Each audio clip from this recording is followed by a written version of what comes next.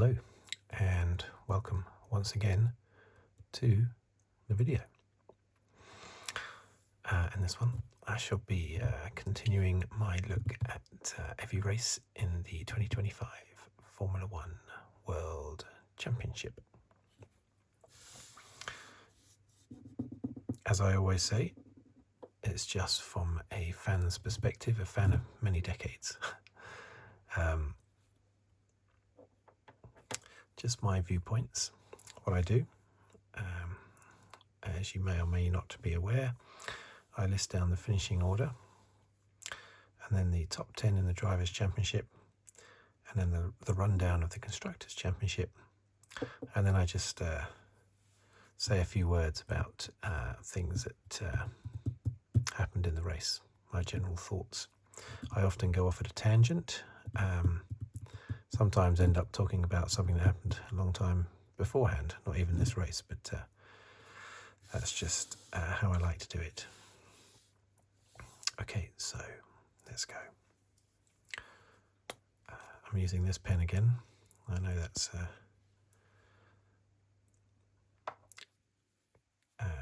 can be a bit of an issue, the pen that I use. Hopefully this one will be okay. So it was round number 15. Netherlands, of course.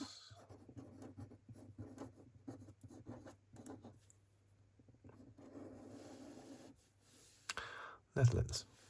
I think Zandvoort is the closest circuit to where I live in England, in the south of England, apart from Silverstone. So that's the the closest outside of England, basically. Okay, so let's dive in, shall we? Let's come up here. So first, Piastri, Verstappen. I do need to make sure that this is definitely, absolutely 100% in focus.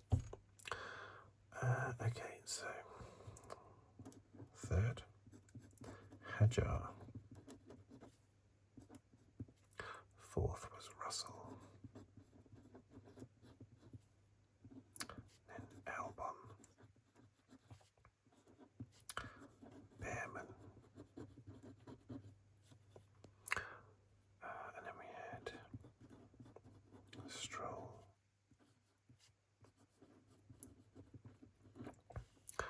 And Alonso, followed by Tsunoda and Ocon, and then Colapinto,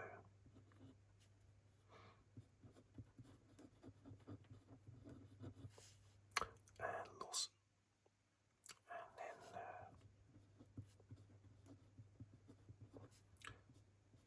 Sainz, and Hulkenberg. And next up would be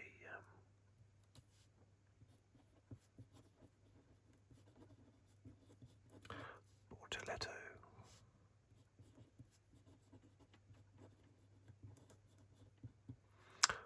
Antonelli, Gasly, and then the first of the retirees, Norris, and Leclerc.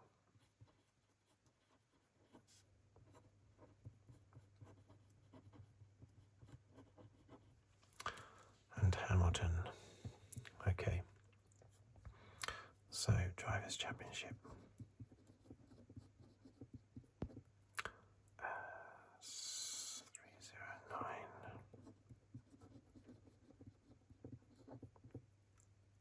275.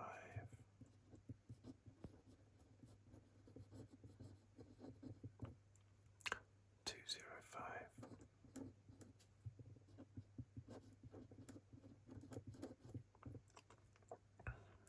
184.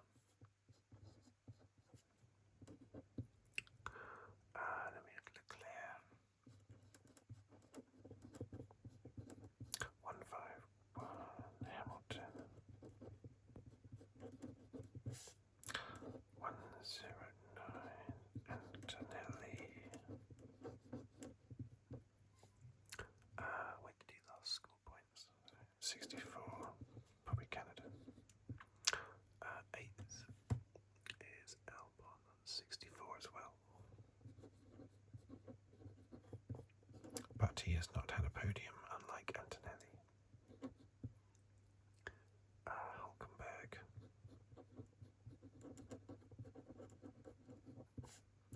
37. Hadjar. Also 37. Both had a podium each, but I guess Hulkenberg has had a better, second best result, basically. Okay, so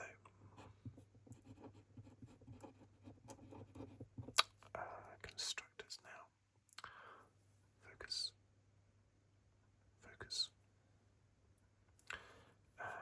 McLaren 584 and Ferrari 260.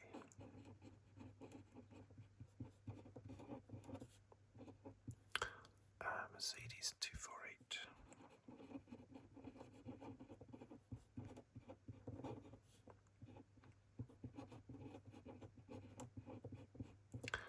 Red Bull 214. Williams 80.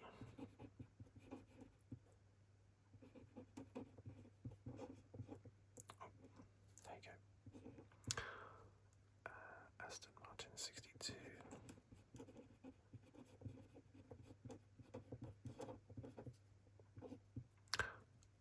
Racing Bulls. Now,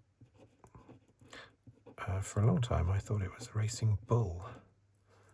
I still think it is. Look, I just think it's a bit ridiculous to give them the name Racing Bulls, because you have to say, when talking about one driver, you have to say Hadjar in the Racing Bulls, which makes no sense whatsoever, does it? It should be Racing Bull, not Racing Bulls. But having looked at how it's written everywhere, it is Racing Bulls. That's the official name, Racing Bulls, which is ridiculous.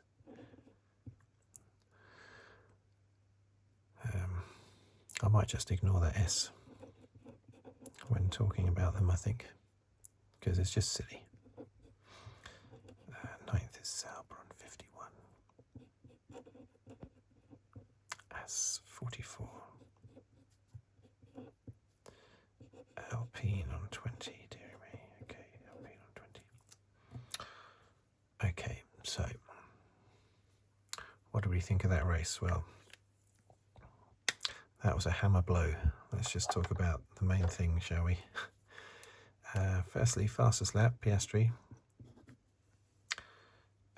Now, he won 7 races now, hasn't he?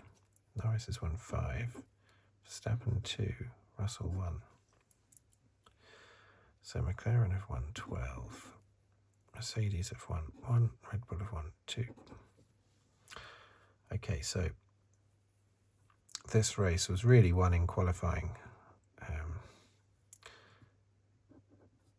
Piastri seemed to get the third, turn 3, basically, or the first sector.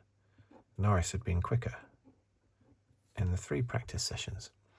Go into qualifying, suddenly Piastri's sorted it all out. Now, I know that I have had comments on my channel before saying that it's deliberate, and Oscar, he's just a slow starter and he gradually builds up, and that may well be the case.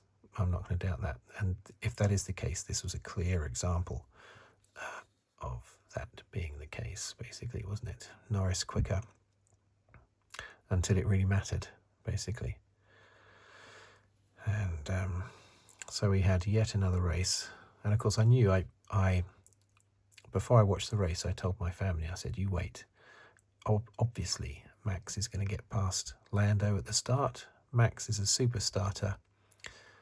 He's got nothing to lose in the championship. He's on home ground, and Lando is a very, very slow starter.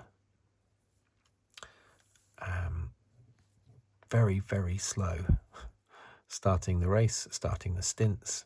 It takes him a while to speed up. Once he's up to speed, he's very quick. He's quicker than Oscar. Well, I think they're pretty much on a par at the moment, but historically he's always been quicker than Oscar, earlier this year as well. But he's so slow at the start, so he loses places. And at the start of stints and restarts after safety cars, Lando loses places.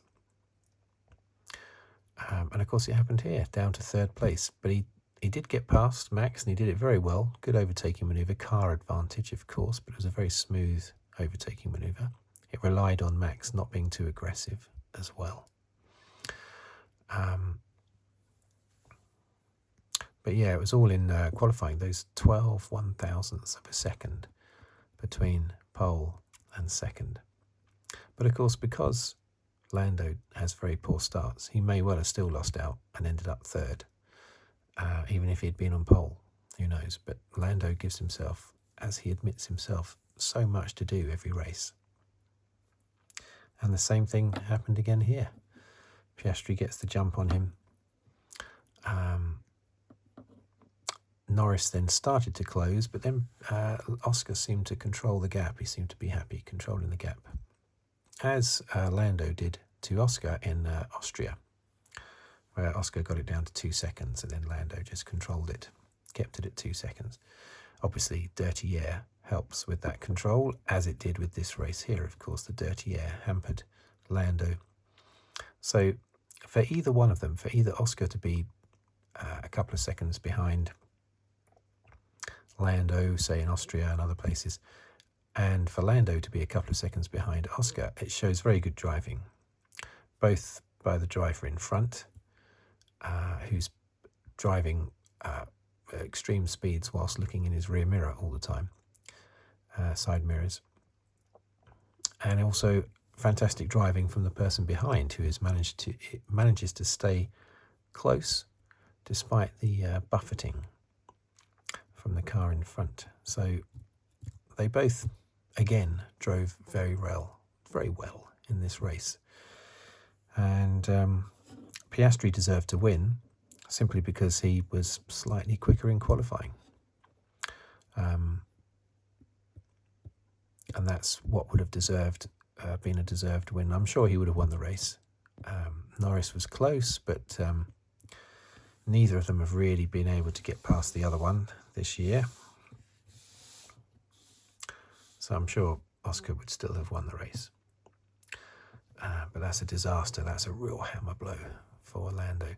I was thinking, actually, before this, I looked back over the previous 40 years, and I would say that 2025 is one of only 3 seasons where 2 teammates have been battling for the championship, and they have both been equal in performance.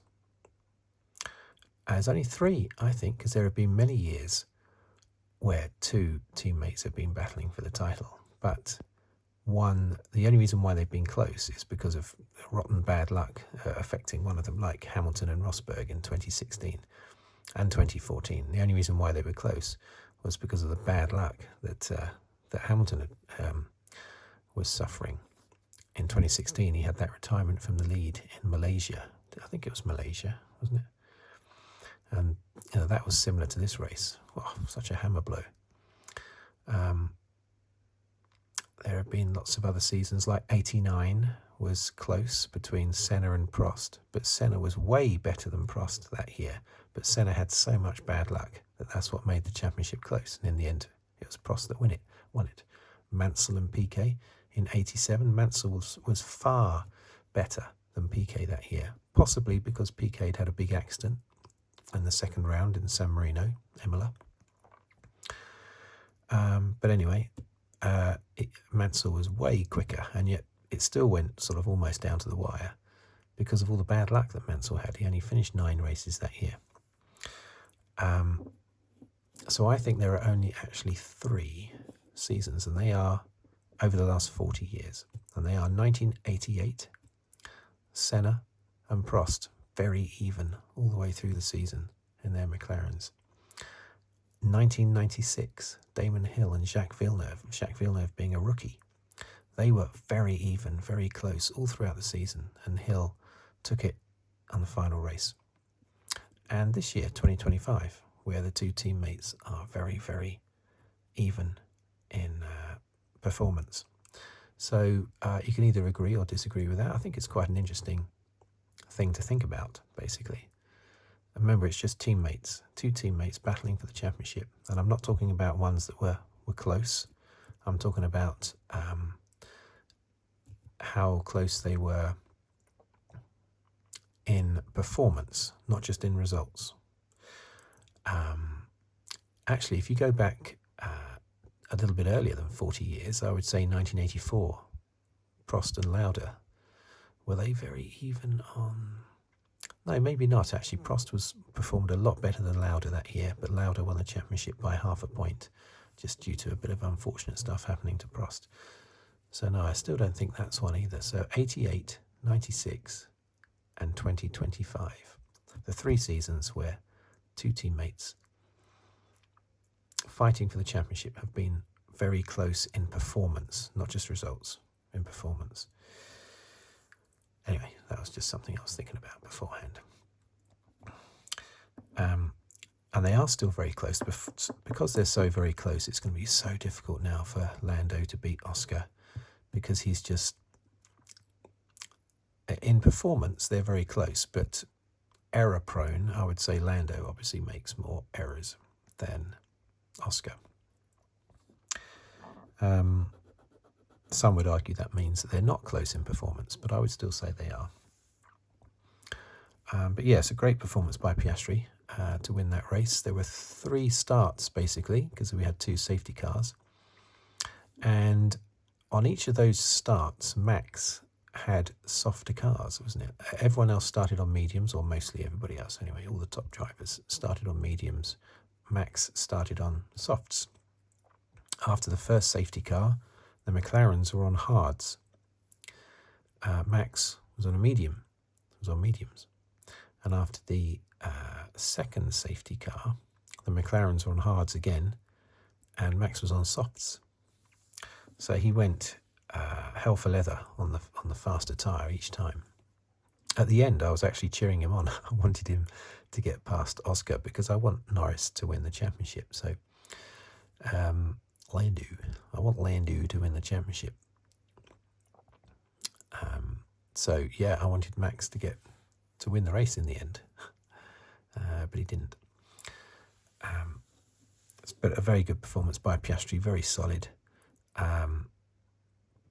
They're so close. I wouldn't say that he deserves the championship any more so than Norris, unless you say that Norris's susceptibility to mistakes, the fact that he makes the odd mistake, maybe should give Oscar the championship. But no, I'm going to say I think they both equally deserve it. Definitely equally deserve it. Lando fans would agree, Oscar fans would disagree. But yeah, very good performance. Very good performance by Max as well. He was all over the place at the start. What did I write down here? Oh yeah, I just put well caught by Max. At the start, he was, as expected, he was incredibly feisty. But he held on to it. He caught his spin beautifully well. I think there was a couple of spins in there going into the second corner. So yeah, he performed very well. Hadjar, of course, fantastic performance. 3rd place. I mean, you could say he lucked into being on the podium, but he would have been 4th, and he qualified 4th. So it's only 1 place he gained. So fantastic performance by Hadjar. Russell, he had his ding-dongs, didn't he? Now, Russell and Leclerc. Now, you see, the blame seems to have been put on Leclerc for that one, but I don't mind having a different opinion to the pundits, and I think Russell should have given more space. It was going into the final corner, wasn't it, I think? Wasn't it going in? No, it wasn't. It was that chicane, wasn't it? It's towards the end of the lap, but it was that chicane, going through that chicane. And Leclerc ended up going onto the gravel. But I think Leclerc was far enough in front. He doesn't have to be... It was on the inside. Well, of course, initially it was the outside that he went. But then that becomes the inside because it's a chicane. And you don't have to be 100% alongside. You just have to have your front axle level with the side mirror, I think, if you're going up the inside. And by that point, he was on the inside. So I think Russell should have given him a bit more space. But it's so difficult. At the same time, it's difficult to fully blame Russell because that was a chicane. It's very difficult in a chicane to give room to someone. So racing instant is what I would say, not Leclerc's fault. But the pundits tend to disagree with that one. But I think that's just a racing instant. And the Sainz knock with Lawson. I definitely agree with the pundits there. I don't understand why that was a 10-second penalty for Sainz. Sainz didn't change his position at all. He went round the outside of Lawson. Lawson then lost it due to the dirty air from the Ferrari in front. And he jinked to the left and ran into Sainz. And Sainz gets a 10-second penalty. Madness. That's absolute madness. And yet we've got people looking at the recordings. We've got the stewards. We've got, former drivers up there. And maybe I'm missing something. Maybe the pundits are missing something. But I don't understand why he got a 10-second, not even a 5-second penalty, a 10-second penalty. That makes no mistake. Makes no sense. Leclerc versus Antonelli. Obviously Antonelli's fault. You can see that without even doing a replay, playing a replay. Antonelli just overcooked it on his attempt to get up the inside of Leclerc. We've seen it many times before. Not at that corner. People don't normally try to overtake on the inside of that corner. Turn 3, that was the banked turn 3. But yes, not a good move by Antonelli. A terrible one, actually. Did he get a penalty? I don't think he... No, he did get a penalty, I think, didn't he? He did get a 10-second penalty, I'm pretty sure. But it meant that Leclerc retired on the same corner that Hamilton retired at. And Hamilton just hit the damp part of the track.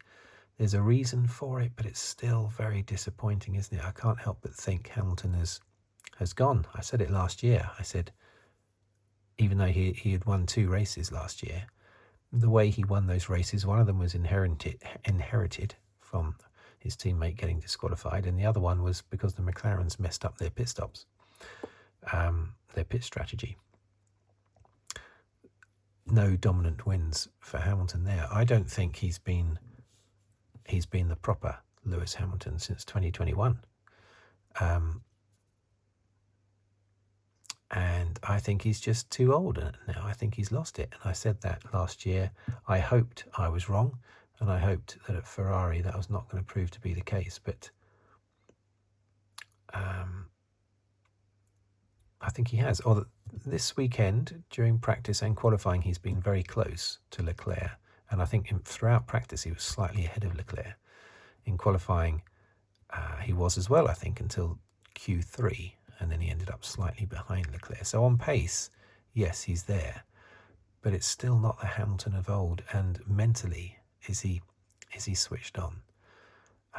Maybe it just depends on getting a really good car. If he gets a really good car next year, then the years will fall off him then, I'm sure. But I think when you're an older driver, if you're having tough times, then it's very difficult to, pick yourself up, basically. But if the Ferrari is superb next year, then I think the old Lewis Hamilton will be back. But it'll have to be good. It'll have to be a good car to get the old Hamilton back, because he's too old to be, fighting, trying to drag a car up. I know Alonso's been doing it. But that doesn't mean everybody can do it. But I just feel that, I don't know, I just get that. And as I say, I've been thinking it for a couple of years, that Lewis has lost it through age. It seems a bit cruel to say he's lost it. I mean, drivers get old, don't they? people keep saying, "Oh yeah, but he's a 7-time champion," Well, yeah, I know, but Fangio was a 5-time champion, But if you stuck him in a car now, it wouldn't go very fast, would it? So, how many championships you've won doesn't relate to how fast you are right now, But I hope I'm wrong. I hope a much better car next year will inspire him, and I'm sure it will. I think the talent is there. It's just the physicality of it and the mental agility you need to pick yourself up each race when the car is struggling and you're struggling. And he's had a number of years now where he's just constantly been struggling with a car, constantly. And because the car, of course, isn't. The Ferrari is second in the championship, but due to some great performances by Leclerc, but that's Leclerc dragging the car up there. The car is not really particularly good at all, is it? Albon, fantastic performance, 15th on the grid, up to 5th. How did he get up to 5th? I'm not sure. Bearman, I was sort of following Bearman as he was chopping through the crowds, but I didn't notice Albon getting up to 5th. Stroll and Alonso. Stroll was sort of in last place at one point, exchanging body parts with other drivers, bits of carbon fibre flying around all over the place, and then he ends up 7th. Alonso 8th. Even Tsunoda got into the points. Hulkenberg, that's very disappointing. He's the worst qualifier apparently this year. His average qualifying position is lower than everybody else, and yet he's put in some fantastic performances, including a podium at Silverstone. Bortoleto, what dropped him down? Was it a second pit stop maybe? Might have been. I think it was the tyre strategy that knocked him down. Gasly, that's awful, isn't it? Gasly's a fantastic driver, but the car is just not there. Why was he 17th? Did he retire? I think he did, didn't he? I think he retired. What else did I write down?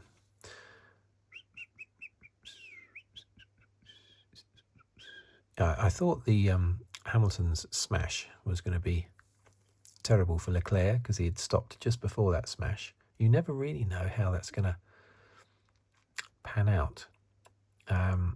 But in the end, it was bad because he lost a place, but it was only one place. I'm surprised he didn't lose more places. I thought with him going very slow and all the other cars diving into the pits, I thought he would lose more places than that. But anyway,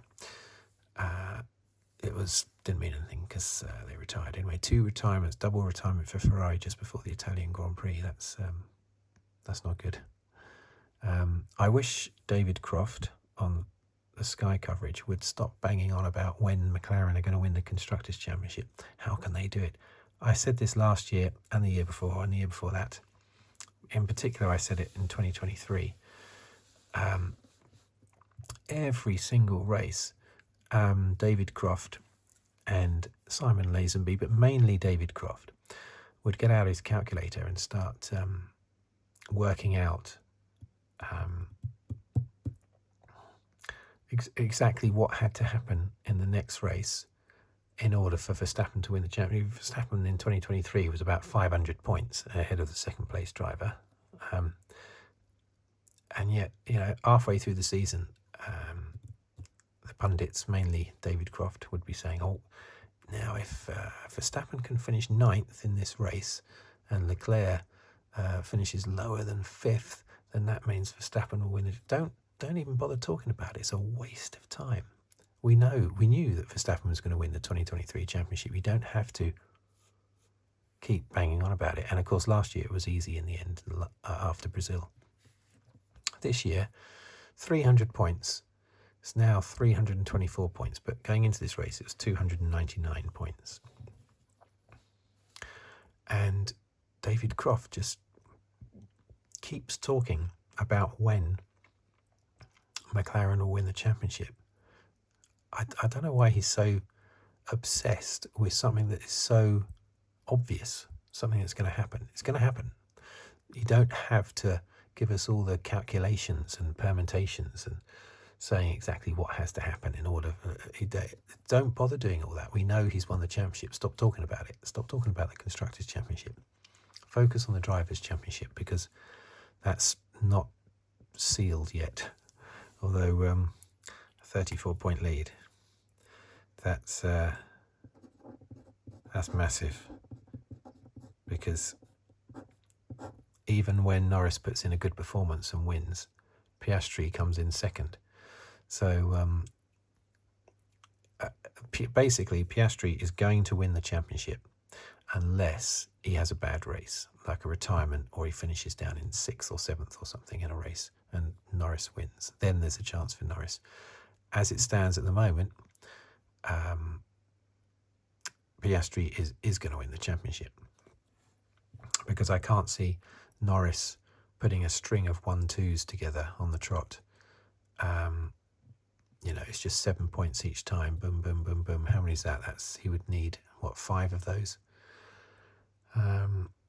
Yeah, 5 of those, basically. 5 1-2s, and he'll be leading the championship by 1 point, I think. That's not going to happen, because Oscar's too good to allow him to do that. So it will take a retirement by Piastri. And Piastri has not retired from any races so far this year. Australia was a virtual retirement, just 9th place, but he hasn't actually retired at all. So it's very similar to last year now, isn't it? Where Norris is desperately chasing a gap and he can't quite get the gap down. And he's always recovering as well because of his bad starts. He spends so much of the race desperately recovering, and he's super fast. Lando is super fast, but because he keeps making mistakes, that takes the pressure off Oscar, who can just drive out front. Like in Miami, that wasn't a mistake by Lando, was it? That was a mistake by Max, actually, that pushed Lando off the track. Oscar slips through past both of them and just serenely drives on to win the race. But yeah, Oscar should be rewarded. Oscar deserves to win the championship because of his calm, consistent speed. Norris deserves to win the championship because of his outright, I think, ever so slightly faster speed than Oscar. I think he is faster than Oscar, slightly. Not much these days. But so they both deserve the championship for different reasons, really. What else was I going to mention?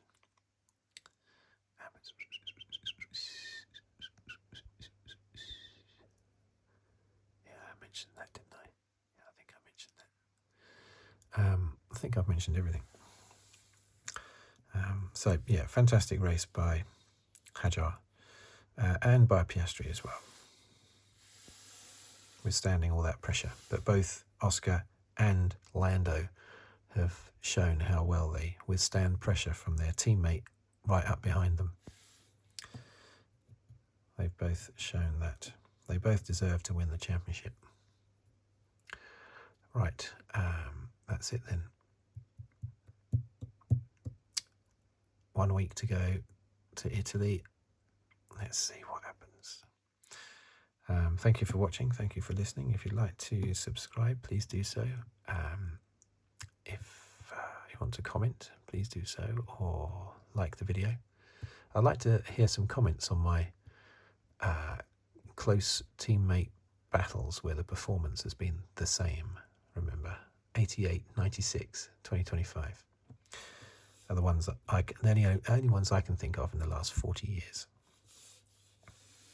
Remember, not just close in points, but close in performance, you know. Anyway, yeah, so thank you very much for watching. If you'd like to leave a tip, you can do so on the thanks button below the video. Until the next video, it's goodbye from me.